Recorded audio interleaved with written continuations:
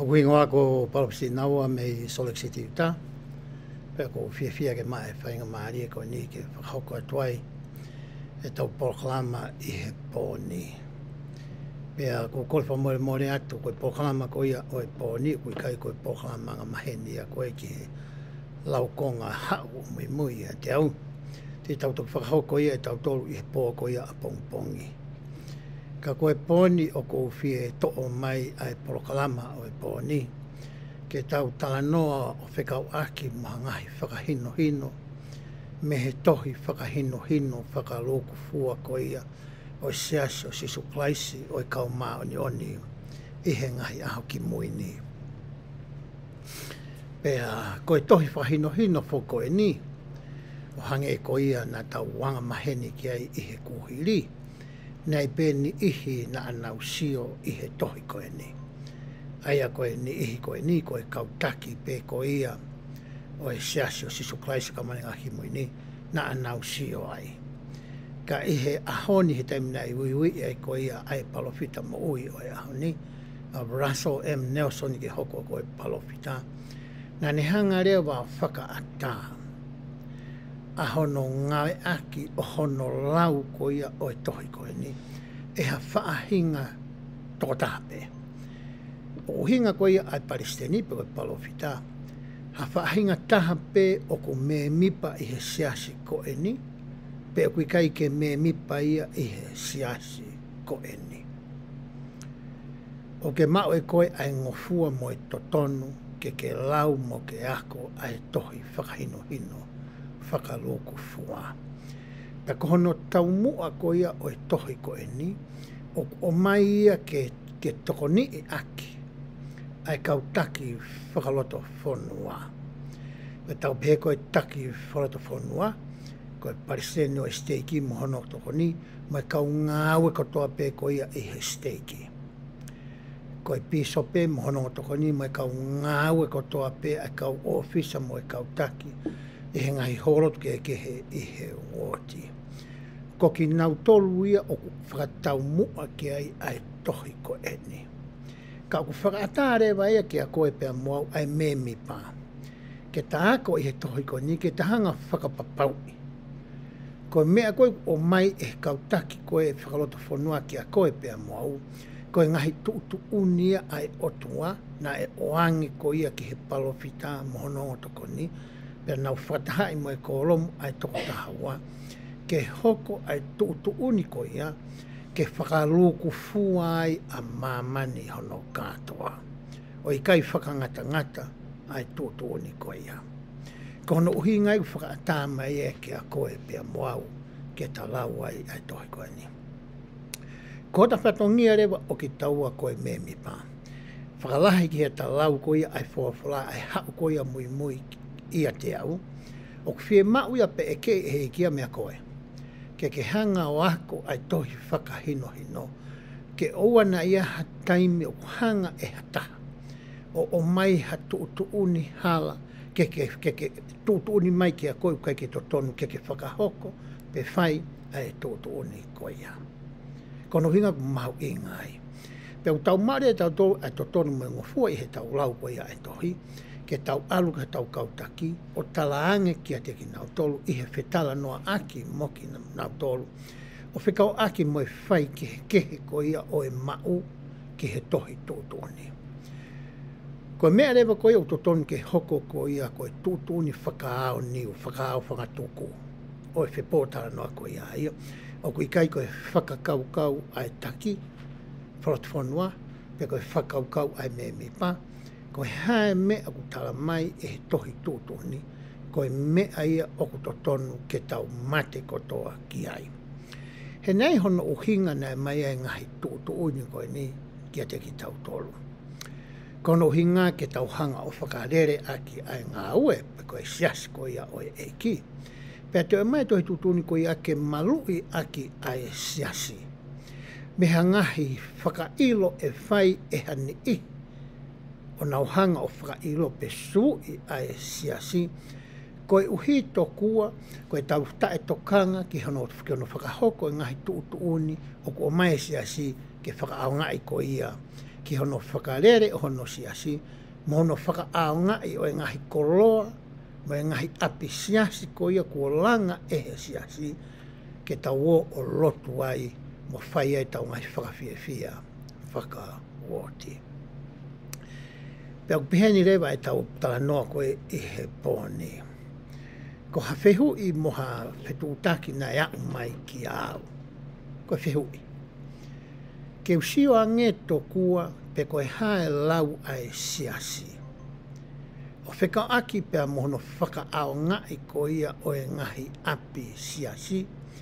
Tau te whito ki he ngahi kulupu mei tua. Ko peko e ngahi kulupu mei tua au kauai e nehi ko e ne. Kawaha ngahi kulupu koristu tuku. Hange e koe ni koe ngahi koristu tuku koe ni ai koristu tuku ai ako ria hona high school. O koe nau koristu tuku.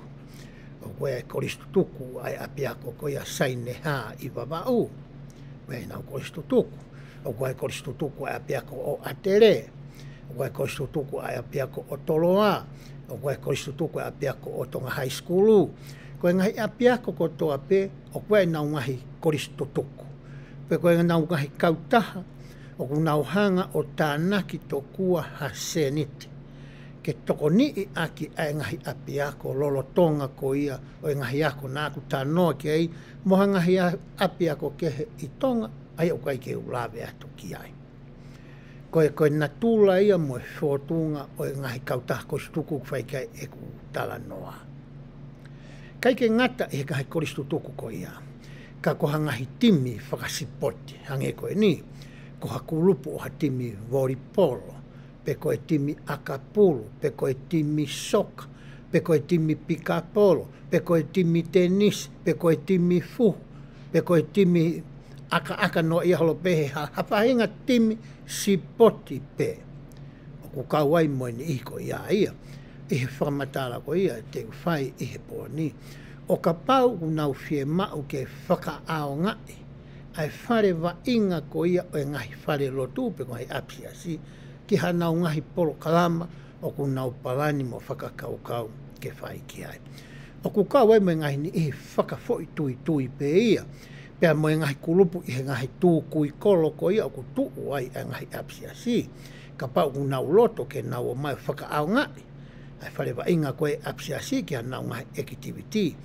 Koe ni ihia e tōki ai ai whakamamafa ko ia o e tau whetala no aki i he efia whine. Pea te uatu pea ko le whamore ka teki mo tolu ko ia. Ka pau ku mō kau i he ngahi kulupu ko ia o kou lawe ki ai. Koe tala noa koe o kou whai i he pōni koe tari o hawhihui. Ke sio ange pe koe hae lau ko ia ai siasi i he tohi tuuni whakaluku fua, mo e ngahi tohi kehe o mai ke kautaki whakaloto whonua, ke toka ngai aki a hono whakalere, pe ko hono ngai aki o e ngahi koloa a e siasi, pe mo e ngahi api siasi. Ko tala noa koe ke he koloa a e siasi, kauai a e ngahi koloa koe na koe, i he ngahi whare koe na koe i whare lotu. Hange koe ni, wai mesini puhi sinou o kutu wai. Wai whangi wharakoto wai nau ki mesini puhi sinou.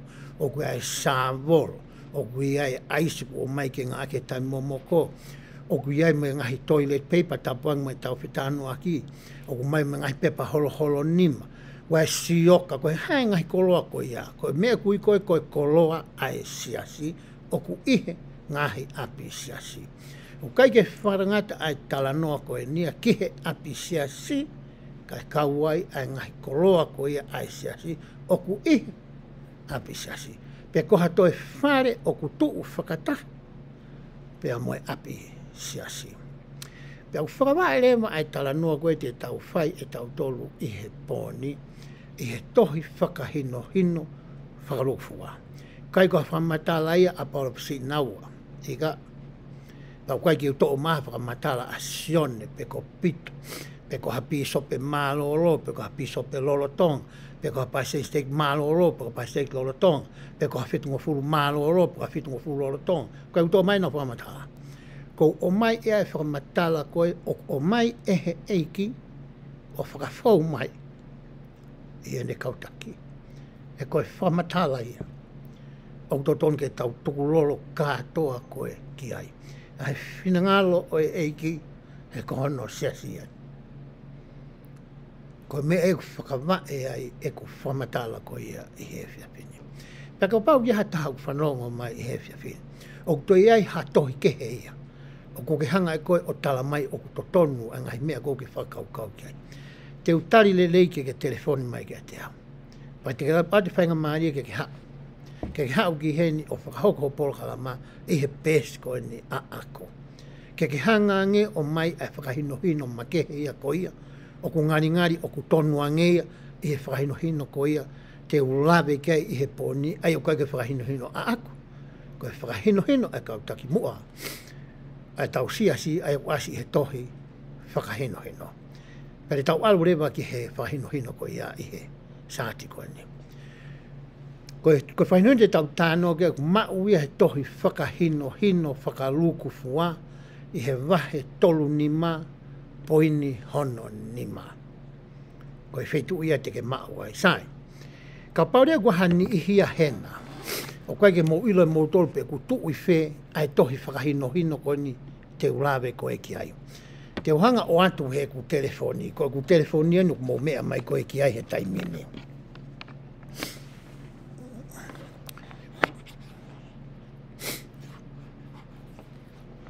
Pia ku te ke sio koe ko ki lai peri koe nau ke ngai aki koe ia koe ki epi koe ke ngai koe ki o a koe whora. Ano ko lomi koe ni he taimini. Ku asu mai foki atoa wia i he rea whakapritania. Ka te foki lewa ki he rea whakatonga. Ke tau kamata me mua ka pau ko telefoni. Koe ki whare poka na ku asu atu ho telefoni koe home wia i ho telefoni pe ko api ia. Ai ku asu atu koe na angahi mea ko ku asu atu koe i api. Sa, ko api ia. Ka pare te ulomi e ki takai ngā tohi koe i he tawhaaki. O ku asia ai mea tatau to pen kon o ko sio ai mo mea wi ho telefoni. Te ke sio ai si su kalaisi ngahi folofola kore fenisi lahi ha o mui mui a te au hiwa ngahi tohi tu uni mo ngahi ui ui i. Ko lomi i koe ki tohi pulu koe nga o ki asia tu ai ngahi mea koe ni tohi tu uni whakakatoa. Koe tohi tu uni whakakatoa ai tohi koe o ku tau tala noa ki ai. Ihe pōni. Ko lomi koe tohi tūtūni whakakātua o asia tuai ai ngahi wahe ko ena. Wahe uruaki o rere ai moe uhinga o e ngahi wahe. Koe wahe koe te tau tānoa kei nā ku lawe kei nei koe wahe tolu nima. Koe nā ku asia tu i lalo koe nā pē ai. Toka ngai mohono whaka ao ngai o e ngahi apisiasi. He lomi koe ia wahe tolu nima te ke sio ai ki he konga lalahi koe ni. Tau mua, koe ngahi tufakanga mo e whatongia, ko hono langa o e ngahi api siasi, ko hono tokangai o e ngahi api siasi, koe wahen te tau tānoa ki he pōni. Koe ngahi tuutu uni ki hono whaka ao ngai o e ngahi api siasi. Ko lomi i peko inga, asiat purewa ai ngahi mea koe ni i ai. Tolu nima wahe nima, tolu nima poine taha. I he whiawhini, te tautala noa rewa ki he tolu nima, poine nima. Ai na asiatu ko ia, i he ku whahini no koe na koe ki isaati nā ko atu. Koe kongai te tautala noa koe ki ai i he aho ni.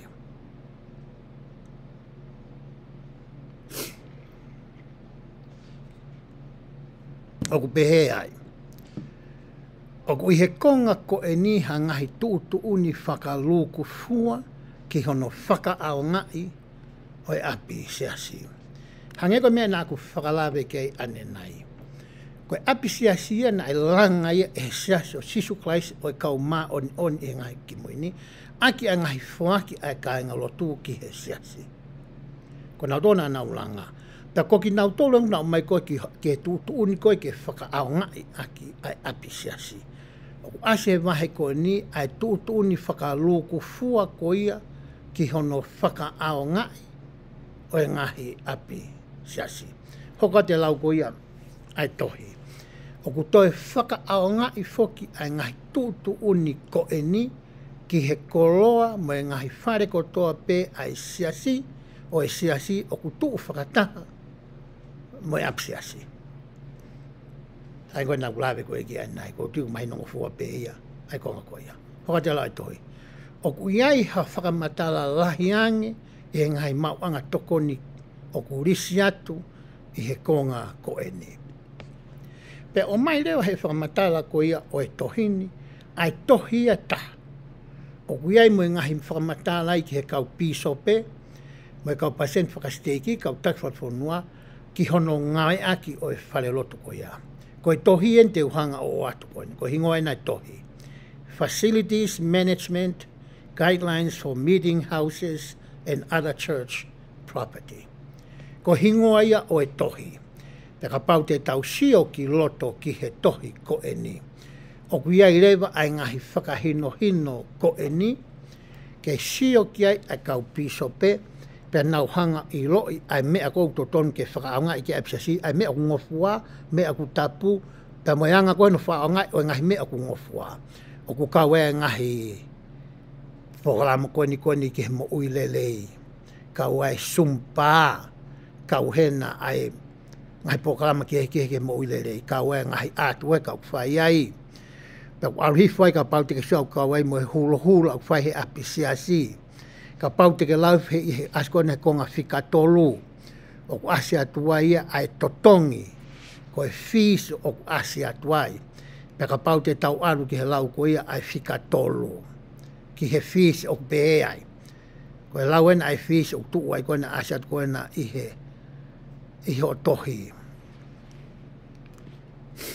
Pe ko e taimilahi foki aku whai tau tānua pia whinika alu mana tū ki he kalasi nā mau whai he mau oti. E kalasi ai pure tapu. Pea mau whinga i ke whakatonga ai fu i rea ko ia ko e holiness mo e righteousness. Ko no whatonga i fua nei e kautama whakatonga o kuhinga pe fu i whatonga pe taha kia i koe maa oni oni. Ka koe tamu au whamata i koe he rea whapitani ai o ku kehe au pito ai holiness ia pea mo e righteousness. Pea ko kore whamoe ka te ki mo tō koe na kau whanongo. He taimilahi foki o tau alu pe ki he rea whapitani ia. He koe matawai ia. Koe maa ia koe ai matawai haui he rea whapitani ia. Koe taimiko wālai kau tamaririu koe ki ai o toi ririu a koe e nau mau. Ia taime niu kehe ai mau a tamaririu koe, mo tamaririu koe, mo tamaririu koe. O whakatatau mo e nau mahino ke hanga whakatuu mo e tūkunga o isias koe ni. Koe ko loto mau pe taimnahi ke tau alu ki he rea whakapiritania. Ko ngā ke tau sange pe ko ha ai lau ai rea whapitania. I he mea kona ko asa tuai ai fees. Ke totongi ke ngā ke apsihasi. O pehe ai he rea whakapitania. Members should not be charged fees or deposits to use meeting houses. Ko whatonga lei taha te uwhai pehe. O kuikai ke totongi e he me mi pā hawhainga sirini. Hawhainga fee e ta. Pe koha depositi e ta. Ki hono ngawe aki o e api siasi. Ko i whatonga ai. Ko e tūtūni koe au totongi ke ilo ki ai kautaki. Whakaloto whonua koe u nau toka ngai whare loto. Hika ngai whare loto kotoa pe o kupuri kai paseno stake whare loto e tolpe, whape, nima pe kai lahi. Pe ere whare loto o ki ai kaupiso pe u nau loto ai. O totongi ke ilo e kautaki e koe ni ai fo i tūtūni ko e ni. Ki he whare loto. He kohono uhinga na ia ai taumua mo e uhinga ai siasi ke oa na whai ai hatotongi o hangawe aki o e api siasi. Na kai ki ai noa e siasi e fo i lao ko ia ki ai. Nei hono uhinga. Pau tō lahi rewa tau tō rio ke tau i loi ai uhinga o kutalamai ai ke tuku. Ka tau sio tau tō kua koe whakakau he kua hiripe he. Ke whaamai ka kaipa kai ke maa e whakamai whai lo tū pa nau au nau tō pa tau tō mai kaure ka ke nau whakamai pa mai nau tō siri ni. Koe whakakau ia kou whakatonu hia ai aki. Ai totongi ko ia o e depositi ka nunga aki whai lo tū. O kui kai ke hap mea pehe e sias koe ni. Pau pe ia ke he ako i pe ka inga lotu. O toi ako e ka inga lotu ke mahu inga whakamai whai lotu. O koe aka kai te lawa ke ui koe ki komiti whakawawe mawe. I me sensi ke nā maa toka ngai. O tarangi ka inga lotu ko ia nā whaangai pe kai whakamai te uhanga ai o ki ato haki taimi out ka mōtoro ki mo whaangai whai lotu. ki mua ke nau whakangai whakataha mo nau tō talaka nau tō le lāko no whakaongai ulahe ngai whonga te tau whai ki tua ke nau whakama ai e whai loto. He kege tau o mai ai whonga ta e totonu ke tau hanga o whakamaruhi aki ha mea ku tau loto e tau tolu ke whai. He tala mai e he siasi ia o ku ikai ke ngofua. Pa tala mai lewa hai tohinga ai anga koe ai mea koe tala mai koe tau whanga e siasi o kai ke tau totongi ti pōsiti pe whike koe mea ai tala mai ai. He lau koni koe ai toi e whapitania. Pe he ai. Koe receptions, wedding receptions, koe funerals, family gatherings, missionary reunions, approved recitals or similar events. So I'm not telling my go get fire. O fire putu ai. O fire mari ai. O fire ngai fata fa family ai. Te ko ki tu a family la vai fire. O nana tolo nga a ke fire lo tu ta e totongi hati po city pe ko hafi ki hata. Ki hapi so pe ko pasen kau mato pe ko pasen se ika. Pe a sine kata. Ko ne ta ia tu pe ko ke to ta ko ne ha ko schedule ko no nga ke fale lo tu pe ko hai he woti ko ia ko ne io mai pe tama ko ia ko na hua na to ria kai ki mua ke na alu hanga me na ta no ke nei o mai na to ria o talangi ke lao ko no fanga pa tu mono fama ta ko ma hele ba he piso pe ta ke ha I he mei tuku ko ai programa family ko ia o fa papau o ko fa ma ai fa tu ki mua pena to ma vai ki me ai ha lai fonga de ta to ma aki ta ha to ria pa mo ta me faita ya ki ngai tunga ko nei fa lo tu I ta huat ko ki ai pa ta nga faita e fa lo tu ai me na ta nga ki ta ma vai ko me ai o abre ve ki piso pe ki nei lo na ma tam na piso pe na ma fa nga fa lo tu pe la nga bot palangi e ua pe uri Pero talang mo phama to time la uri mo phama pe ma to kai ma ke tui ka tam palang ki ai ko fe mo ati mo po ma tanya ka palang na fa to he poho ki mu ai ma to uri a pita fa lo to ko talang le ke ka tam faita I ka to me ko ya os phama fa lo tu ya faita ile tu nga fa lu os ta mai ka te ko mo fata ko hanga oange ke ka piso papalangi pe mo ari anga mistake papalangi na ha ko ia ke whakatahana mau whai. Re mena hoko, kei toi reha pālangi tā mātea. Ko tanga, siang, uri mautolo, hau mautolo whama. Ko e anga ia tau whai e lotu ko ia. E sia siu tau kua koe. Ko e tūtūnia e sia siu mai ko whikao aki. Pea moe ngā ke whai lotu.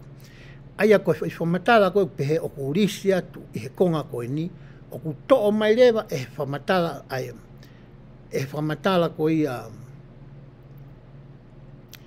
o e konga ko ni me tohi ko na kuat ko ni te tau foki pe sura ko tohi to o ia me he tohi ko ni ai konga ko ia o ngai whamatala ke he o lau ki ai ai tohi whakahino hoka te lau ko ia tohi whahinino pe he ai ko ngai te toi mo oni me ngai whie mau ki hono whakaao ngai ngahi api siasi ai siasi. Pe ai ko ngahi api siasi ai siasi ko ngahi feitu whakalotu ia ko whakatapu I ki he lotu ako e o ngongorelei whakawheohi mo ngahi activity tau e tokoni ke omi ai kakai ki a kalaisi. Ko hono whakaao ngai o ngahi api siasi o e siasi ko hawhainga maari e. Ko le whapitania ko privilege. O kai ko ha right. Ko ha o totonu ia ko e tokua ke hao pe ko ia o whara e pia e whainga whonga ku ke loto ki ai. Ko whai ke he o privilege pe moe right. Ai whainga maari e moe totonu. Uhinga siasi ia o ngai ngā whaatu ke ngai uhinga whakalotu koe na aku tala noa koe ki ai. Me ngai activity o whai ai. Pea kono whakaau ngai o na ia koe whainga maari o ngai siasira tukuange mai e ne whale loto, e ne koloa, ke tau atu ki tau tolo me mpa whakaau ngai ta e totong. Ko hiko tau hoko koe me mipa hono siasi. Koe whainga maari o koe ko ha tau totonu. Ko totoni aku o maui o api ko o ku ai ko na whakatau e au no ai. O koe toton pe se te au aku ki he mea ko fie fai hoku api. O i kai te uhanga e au mau e la pure anga. Kai te ke me apsiasi. Hange koe ni. Ka pau te uto maria nahu pe ki a te i hoku api. Ne onko ko api. Ka ko hanga mau i ai to e maria nahu api. O ko mau e au ai lao. He kalamai he lao. E tap ki utoha mariana i hoku api. Ai ko totono aku o whakangata e ku totonu ki he lago o mai pure anga o e feitu o ko nofu kei. Ko totonu ko e tangata siasi mo whakamari kon whanga e siasi. O ku whakangata o whakatatau mo e tu uni ko o mai e siasi. E he kakai ko o ho na utolu ai siasi ke whakaonga i aki. O kai ata tahe o ai mea noa i ai. O pehe tokua ko e me mi pāpau. Ko totonu whakamari i kai. O ko whakapsiasi o ko e tō taha. Ko apsiasia o e siasi ki he kāinga lotu o e siasi mohono ngāhi lao ki hono whakaaunga i. Hoka rewa lau ko ia ai tohi o pehe. Ko e whakaaunga i kotoa pe o e ngahi apsiasi ai siasi ko pau ke whakakakato ai a ngahi te toi fie mau ko e ni. Ko e ngahi mea kou tau tala no ki ai. Kai ke tala mai ki ai pefa i konga pe se te ua, pe se te nima noa. Tana mai a whakakakato. Winga rea whakakakato ke whakapapai ku hoko kotoa ngahi konga koen te tau lawe ki ai. Ka paulea ku hoko peha tolu ka kai ki hoko haua. O kui kai ke kakato ia. Ko hinga e whakarea koe ai tohi. Pehe konga uruaki. Ke whenā pasi mo e tokaa te rine ngahi tuu ni mo e ngahi whaunga ngā ue ai siasi. Whenā pasi mo e tokaa te rine o e siasi, ngahi tuu ni pe koe polisi, pe mo e ngahi whaunga ngāwe. Whai mea tau pau ke nau whenā pasi, pau ke nau whengawe aki.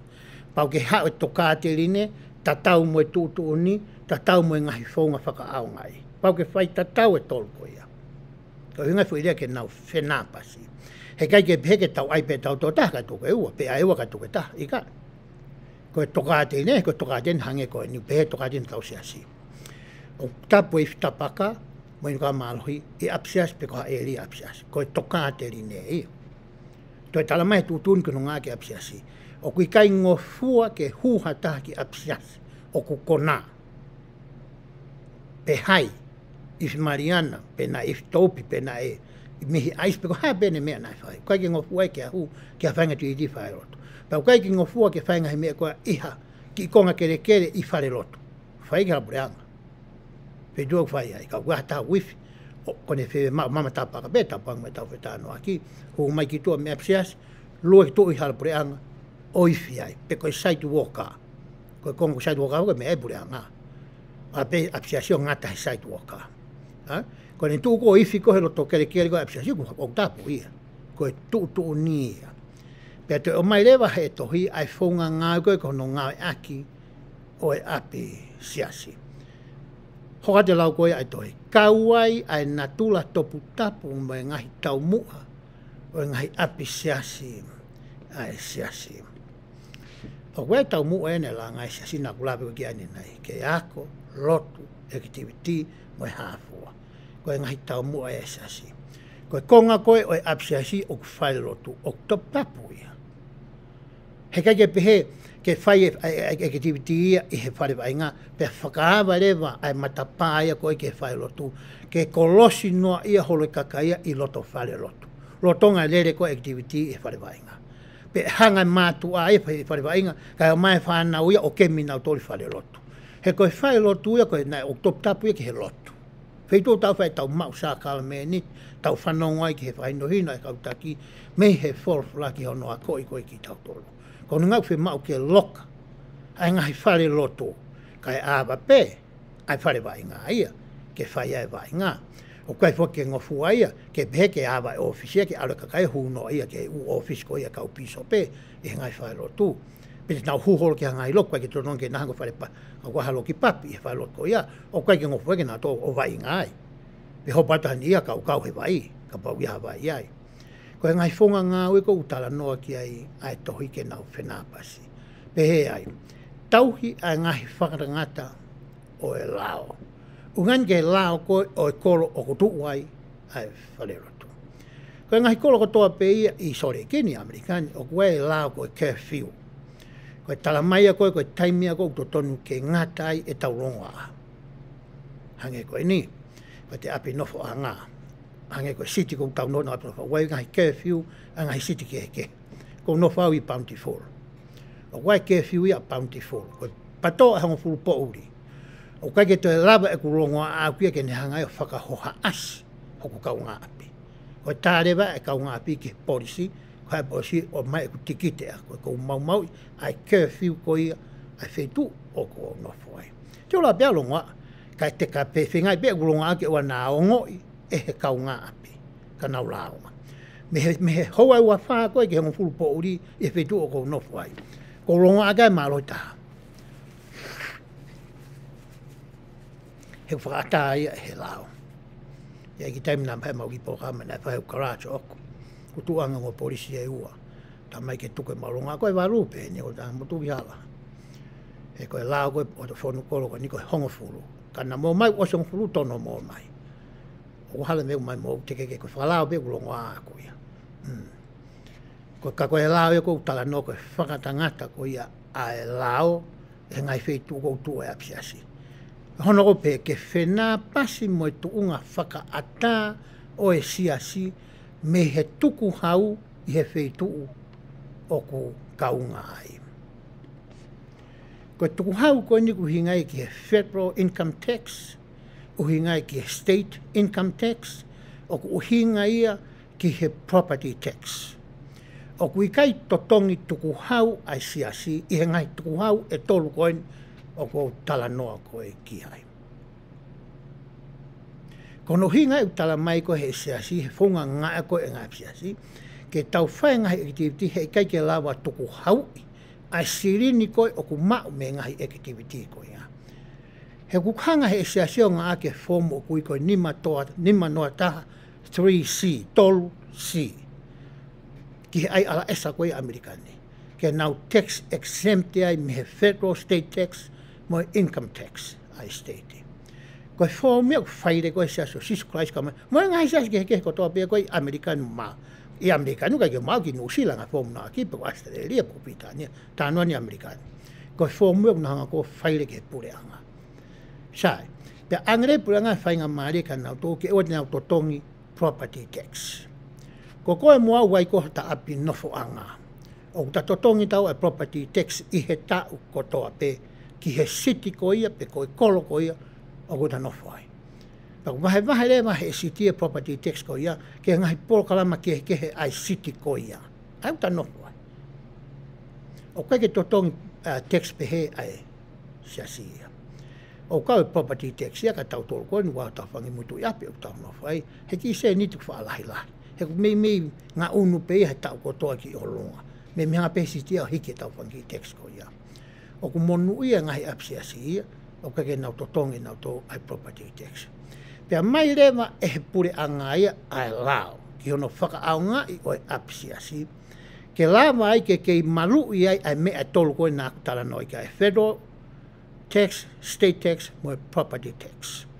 Ke maru ia ke ua tawa siasi, koe tau mau pia tō halao e ngai lao ko mai e pure anga.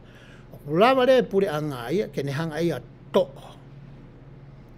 Ai whainga maarie koe ia ai siasi. Me nau te tae totongi property tax. Pake whakaukau ka pau ke nofo i Utani.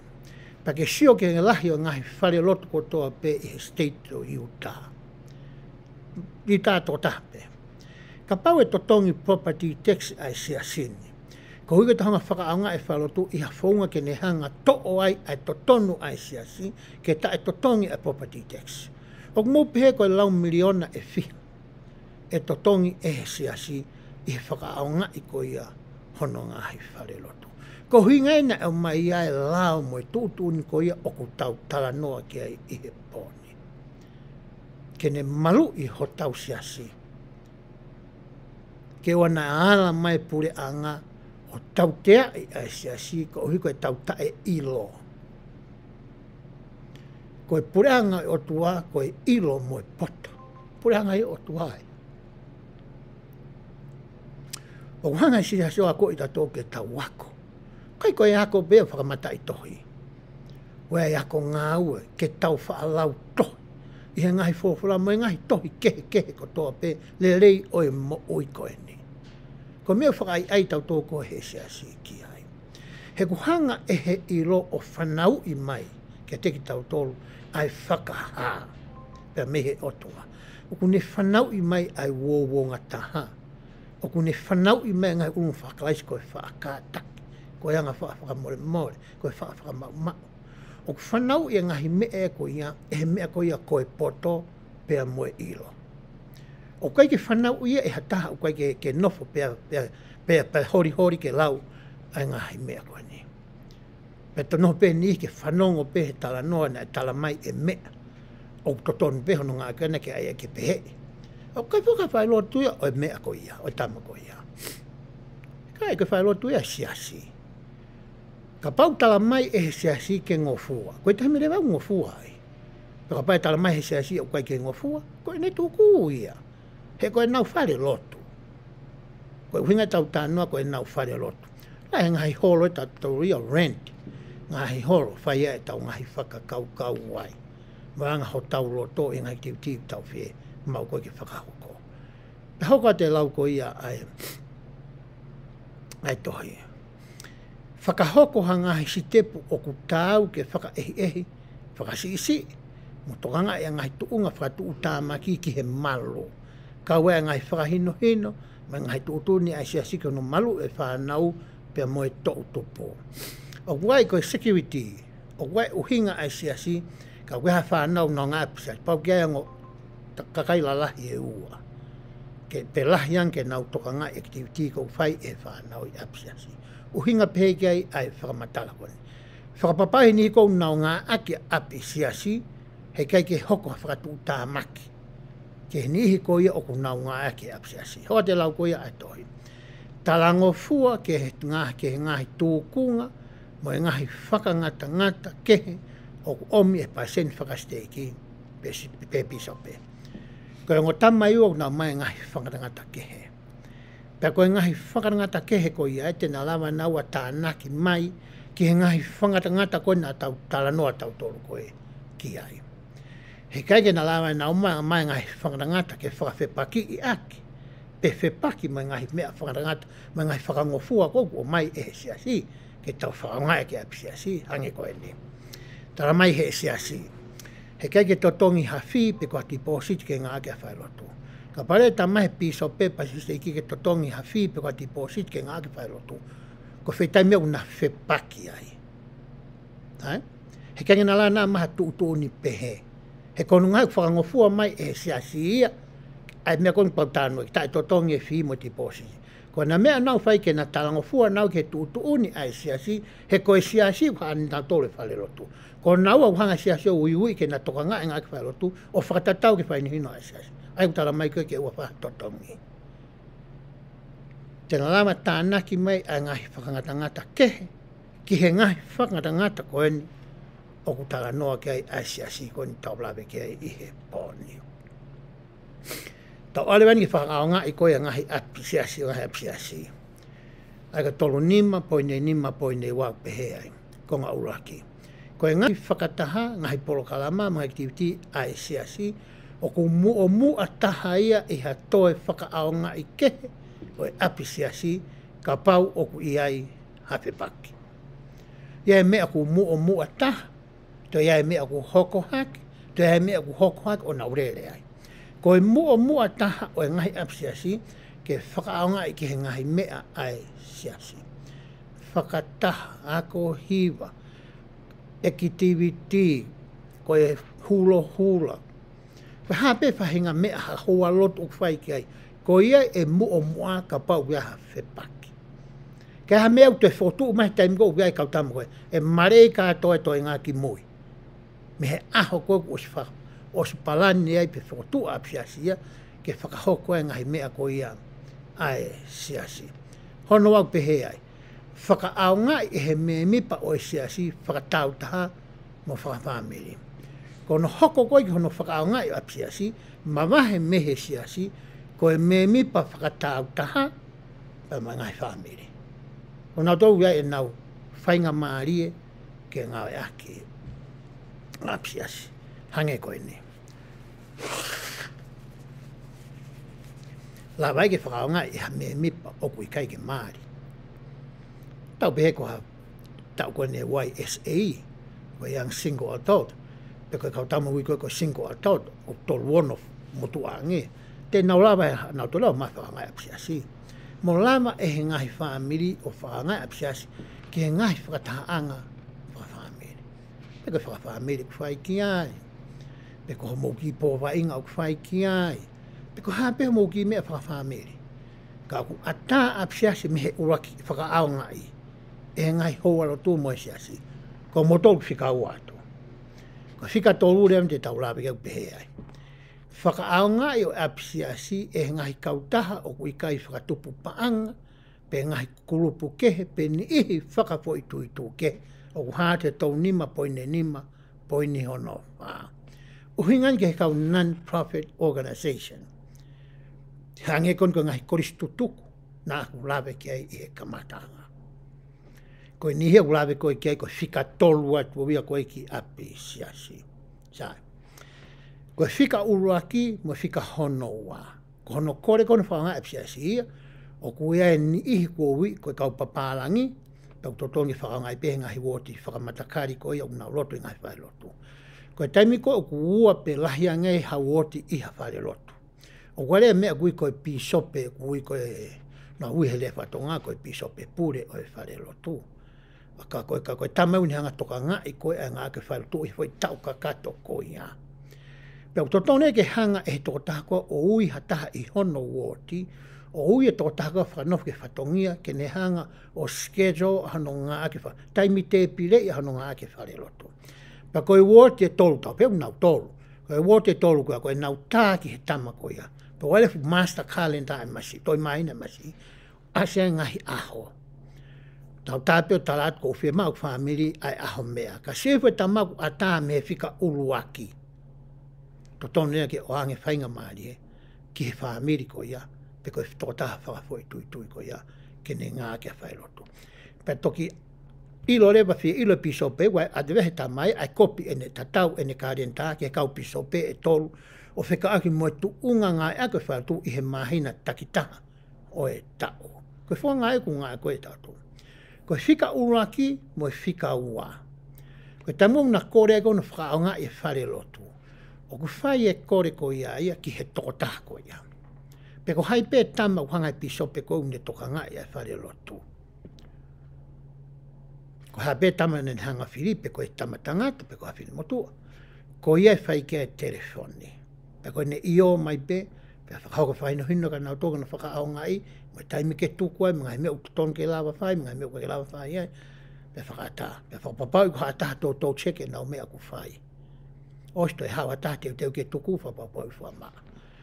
Koe whakaonga i koe hono tolu o ku keki ke he si ia. Hano kore ona o i ngofua, whakaonga i koe he kurupu koe ni hono tolu, aia te tau lawe koe ki ai. Pehea koe wahe tolu nima, poine nima, poine whaeni, ki he kurupu nā kulawe kia pēai.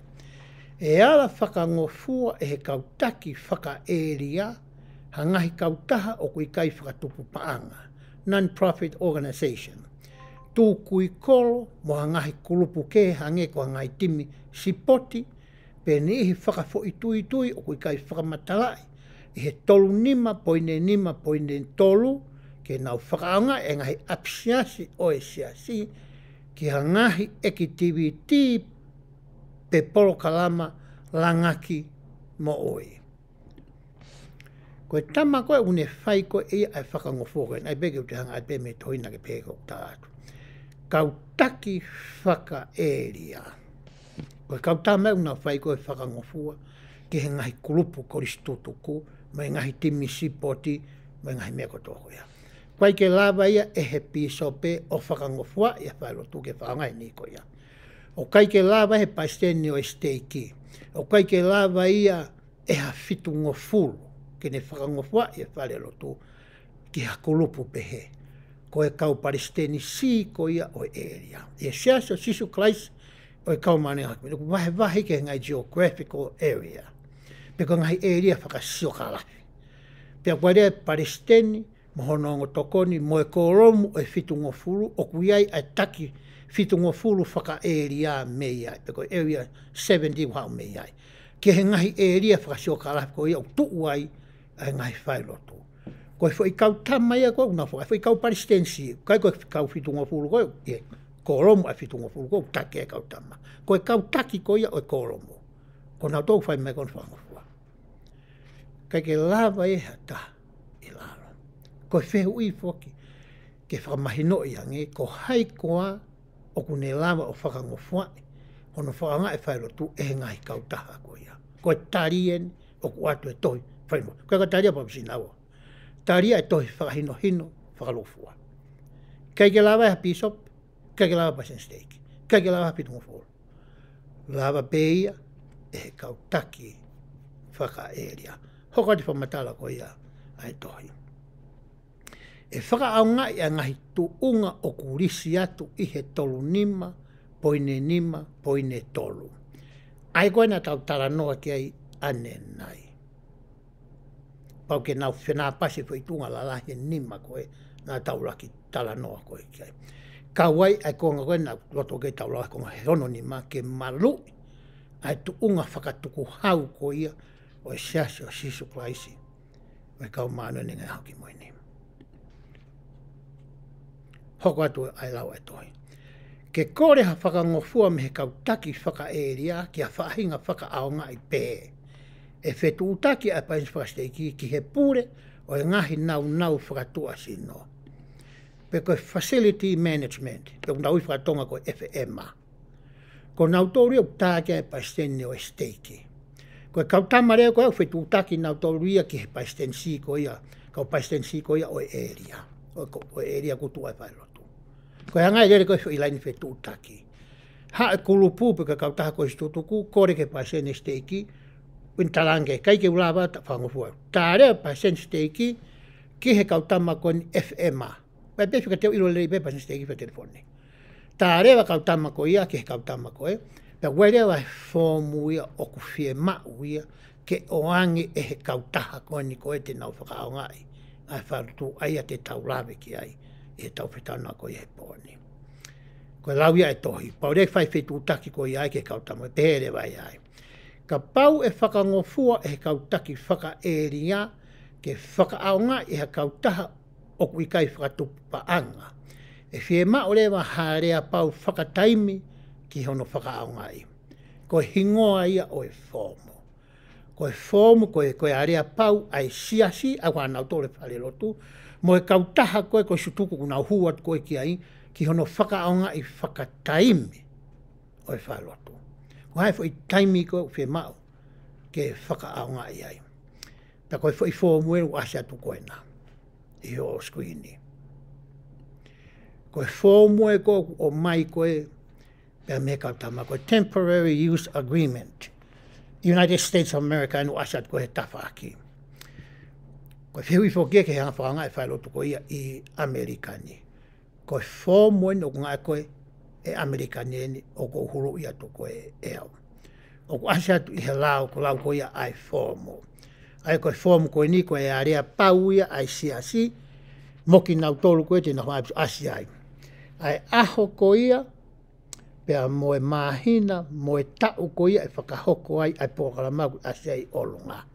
Ase atu ai moe location e pōkalamaku, uraki koe property use and term. Koe location ni ai wheitu uko tuu ai whale lotu, koe pi, koe area of use, koe hai ai konga oi whare o kwhie mau koe ke nau whakaonga i, o kurisia hena. Ase ai pea moe aho, ase atu ai moe taimi, ase atu ai aho a date, aho. Ase mo aho koe wike, pe koe pure lulu, pe koe flight, pe koe tokonaki. Pe ase atu rewa i lalo he osi koe days of week. Ase atu i lalo lau pehe ai, ai lau koe ne mea. O kui kai ke ngofua ke whakaaonga ai whare lotu ia koe ni, e hoi aho sāpate he kautaha. Koe nu whai koe ke nau ngā koe ai nau mea pehe ai. Unless otherwise specifically stated, this agreement does not give the user any right ki he kautaha ko huki whailotu, to use the property on Sunday or during the times of any scheduled used by owner. Tanga mahe mea, au kai ke lau hei kautaha ai kuna whanga e whailotu, I he sāpate, pe whepakia mua whakaaongai e he siasi ai whailotu I he taimi o kunau whea maua I ke whakaaongai. Koe mati koe tohi a rea pau, koe contract ni koe ai siasi, mo e kautaha koe te nau hua tu koe ke whakaaongai ai api siasi. A sea I lalo ai hoko de vai mo e ngahi, uhinga maarie pe koe tau mua koe ki hono whakaaongai e whale lotu, asi pau ki asa tu he laine whika tii. Koe lai lewa hono wa o ku asi atu ai hen. Hanga lewa he siasi o oange ngofua ke nau whakaaongai e kautama koe whaatu ni ihu naungai ngahi agent, ngahi memiwa ke taongai e siasi I he fo I taimi ko ia koena o ku asi whakaongai e siasi. O koe rea moi maintenance fee o ku asi hena. Pe he ai pau ke hanga he tō taha pe koe kulupu ni whakaongai e whailotu, o to tongi ki he siasi a maintenance fee off pe kai ki asa te tola amount ia. Koe ne asia koe maintenance fee koe ia. Asia I me ngahi toonga mea mo ui ton ke whai koe ai, asia I me tuunga ton ke iai koe ia ai whale lotu, asia tu ai pia mo ngahi lao koe condition ngai whai lotu kai ke whai hain koe whika fituan ko rawat koe ki ai. E pehe ai, koe ke whahanga ake hakawa mālohi ai, pe ko hakene pes ai a koe Mariana mo hafu ai, illegal drugs, I he property ai siasi ha konga o whailotu pe ko tua pe ko lotu. Pe ke huki whailotu hanihi ku nau ngā ke ngai mea koe. Koe ke whaha mifta pakai pe koe veipa. Ia whangi skareti koni ngā ke kautamu koni pe ke tutu. Ki mihi pe kai hange mai ahu iha. Hawhai konga au ene hao. Koe veipa koe au tap mo ia ia. Koe ke whaha inu ki haninu ti mo inu kofi ai. Koe ke whaha ia ai hakapikape ai. I whailotu. Pe soa ngai mea whakapono kalafi whae lotu. O kui kai ke whaiha te unga, tai whi unga ki whale lotu. O kai ke maha peke nene ki whae lotu. Kai ke mai maha u mea kuki ki whae lotu pe koha hita. O kulahe ngai whangarangata koe kon whangai whale lotu. Pe koe konga urakia o tohi area pau. Koe konga hono waku asi ai konga mahuinga koe ni ki he insiwa. Ko nihi koe ngahi kulupu tongi na whangai, whema ue na whangai whai lotu. Pau ke whai kōringa na whangai, ai tohi area pau koe ni. Pea whema ue mai sia a certificate of insurance. Pe koha insiua, ke maru i aki nau tolu ko ia, ai nihi o kuna mai ki apsia whakaongai, ke ua na hanga e hata o suu i ai siasi, o ka hat ate ki hataha mate ai. Pe toha taha o lawe ai. Pe hapea whahinga me ai hoko I apsiasi. O kui kai ke lai Apollo ai siasi ia, ki he mea hoko ko ia he taime o ngai aki ai e ngai kauta koristo toku api siasi. Ko manatu I taimi koe nai whai ki Sipoti, mau steiki nai kore mai malai akapulu iloa heni I Murray, City ko o Murray nai whia mau ke whai ki ai wainga. Pe koe nai whahea pa steiki u toka ngai hano kore ko ia o malai akapulu ki he City o Murray. Tamune whai kore na loto le rei pe sitivu ata pe whainga maari. Ka nai whia mau he siti a certificate of insurance. Ko e tola e whamiliona. O ka pika whamiliona e ho mau stik tō ngā o mau tolo. Ko mea ne hoko nau tārewa ki he kautaha insiua ko e ai siasi. Ko tamune nau tān koe ki o talanga foko activity ai steiki. Nai o maare pe he mai whiwhineka te au. Ko se niti plahi be se niti unau whie mau. Kau be, se. O kusi isi e whamilionai.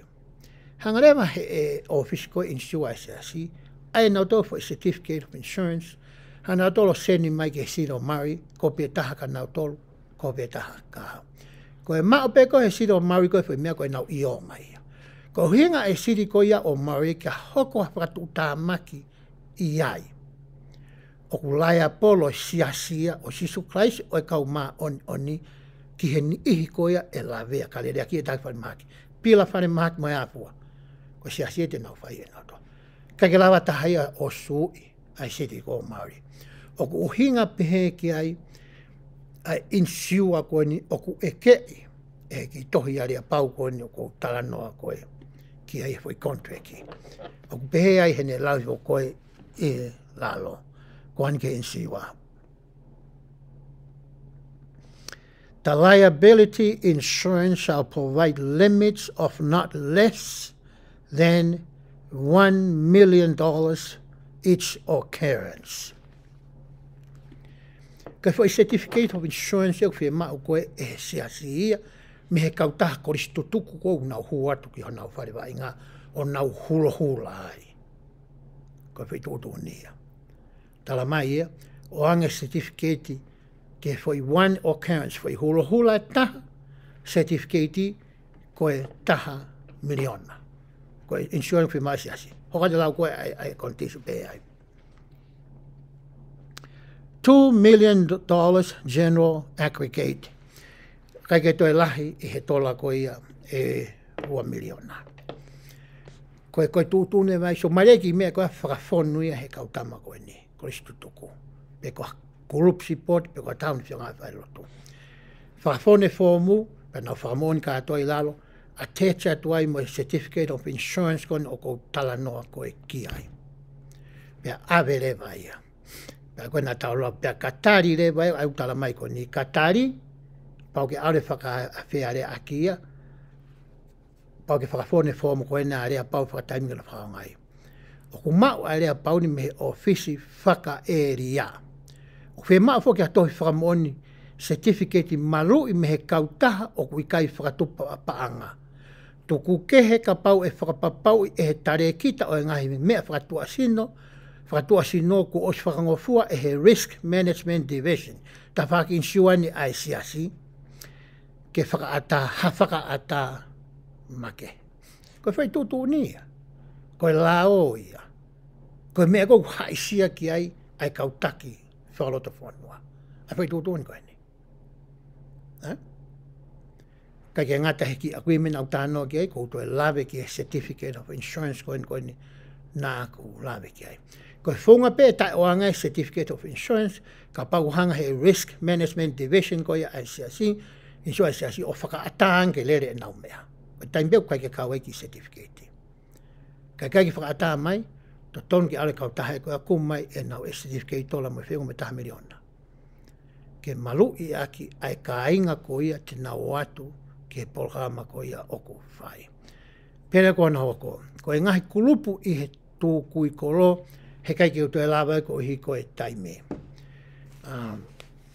Te ulawe pē ki he konga koe ni o whikaaki mo e ngahi koristo toku, ko hono uhinga,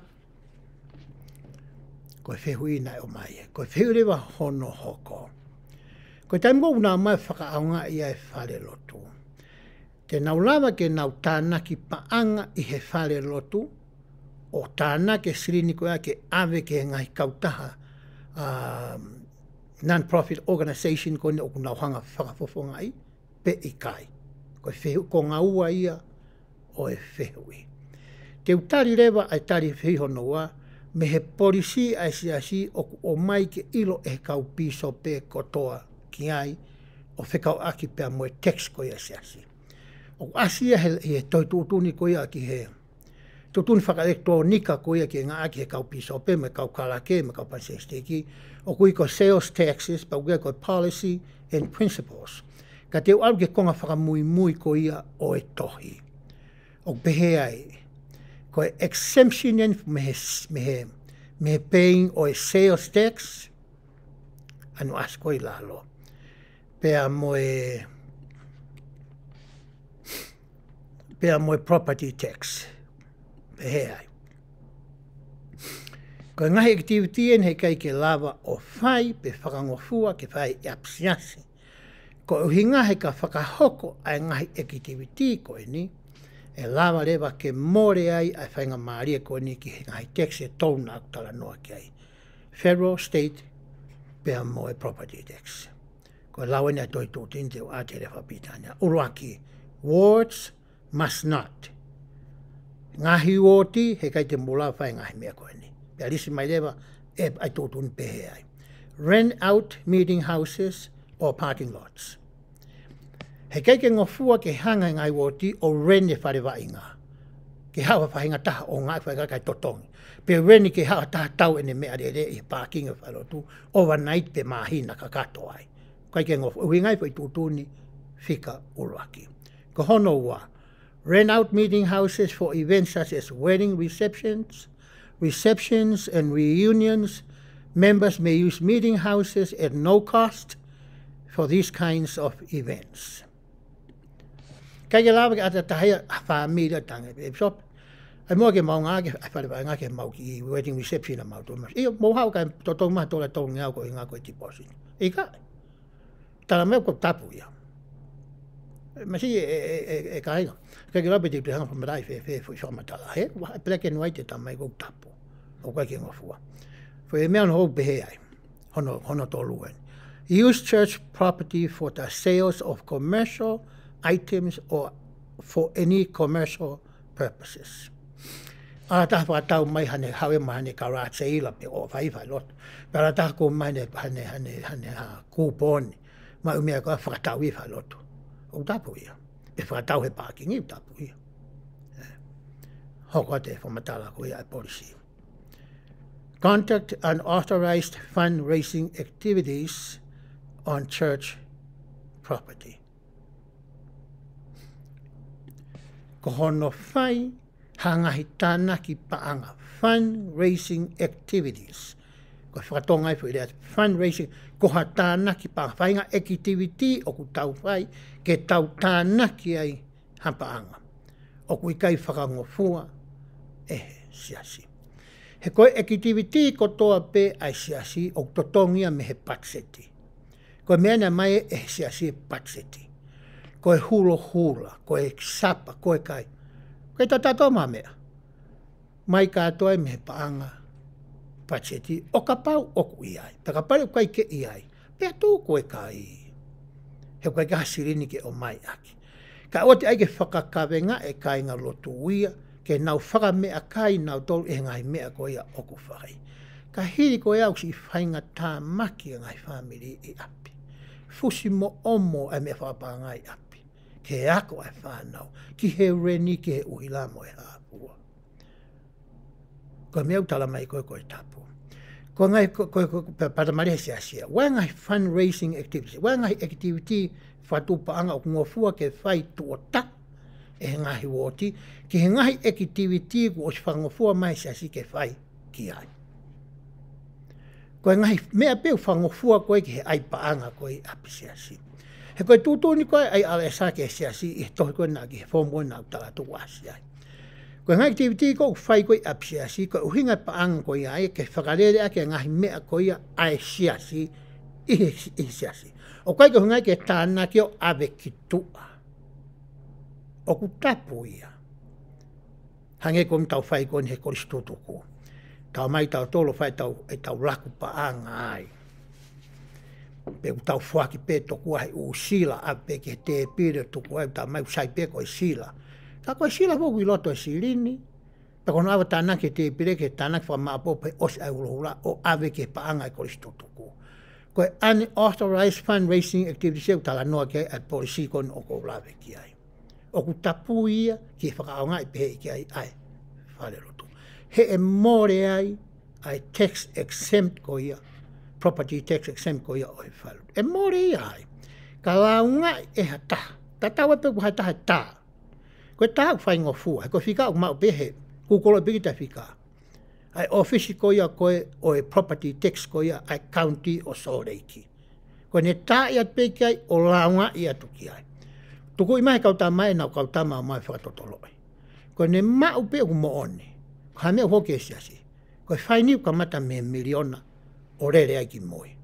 Pea to o rewa ai tax exempt status ko ia o whailoto ki he totonga property tax. So ke ngahi mau ko ia e hoko. E he tau o mai aki tau tolu. E he tau tae ilo. Pea mo e tau whakawhalala ki a whamatala hani ihi na nau hoka kautaki mua. I he kua hiri ko o stuange ki nau tolu. Kai tuku e tohi koe ku o mai e siasi ke whakamā opo ki ai ho tau ata mai mo tau loto mo tau lau maari. Ke mahino koe kāinga lotu ki tau toa siaso sisu kalaisi. Koe uluia ki he siasi koe ni. Tau tuku lolo ki ai. Kono inga ke iaha whaile lotu ke he maa whainga maari ki tau o lotu ai. Nā tau totongi patseti e tangi mua. To e siasi. Mai be me siasi. Tau langa siasi me whai lotu. Nā tau wha totongi ho tau inase. Kai to e whai moia. Tau me atu peo lotu o si mau. Hita mo ui. E a mo ui he taimi a fu. Ulo le rei mo ui ngā. Ka mau maa mea pato mai kau tamai siasi whenong. Kai ke toi moa ta siri nea taua.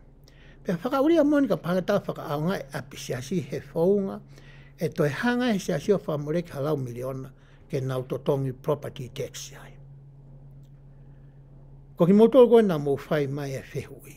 Ko e tarien o ko o atu. Ihono whakamā opo e tari o ko whai. Hei kai lava i hataki whakaloto whanua. Pisope pe hapase steki o ku ke whanonga mai. Hei kai te ke lava e koe tapuange mo koe. Mo e whatongia mau inga, mo e whatongia whaka o tua o ku ke fua. Ai o ku mauhanga pōpōi. O ku kai te ke lava e koe ke whangofua ai apisiasi.